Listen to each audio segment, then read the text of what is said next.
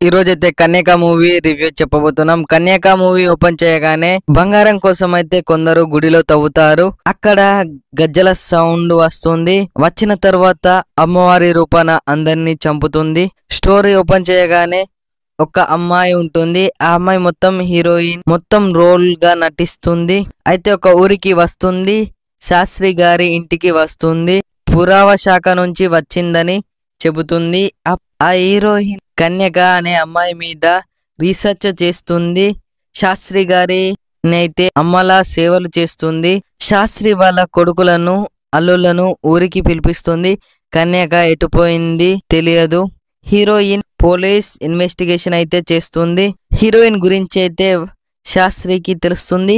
కన్యక గురించి చెబుతాడు. కన్యక అమ్మ అనే అమ్మాయి కన్యక దేవి అనే అమ్మవారి అంశతో పుట్టిందని కన్యక అని పేరు పెడతారు. కన్యకను అపూర్వంగా పెంచుతారు.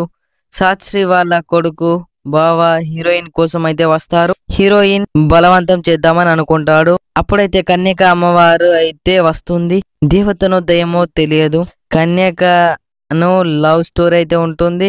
ఒక మంత్రగాడు ఉంటాడు. అతడు అమ్మవారి ఆలయంలో గుప్త నిధుల కోసం అయితే కన్యక వాళ్ళ అన్నకైతే చెబుతాడు. వాళ్ళ అన్న ఆ నగల కోసం వాళ్ళ చెల్లెలను బలి ఇస్తాడు. కన్యక దేవత కల్లెర చేస్తుంది. మాంత్రికుడు అయితే చనిపోతాడు. కన్యకని చంపింది వాళ్ళ తమ్ముడు అని తెలుస్తుంది. కన్యక అమ్మవారి రూపంలో వచ్చి చంపేస్తుంది. ఇదే మూవీ స్టోరీ. ఇది షార్ట్ స్టోరీ. 1 hour 10 minutes తో రన్ అవుతుంది. స్టోరీ బాగుంది, చూడొచ్చు. ఇలాంటి మరిన్ని రివ్యూల కోసం మన ఛానల్ ని సబ్స్క్రైబ్ చేసుకోండి.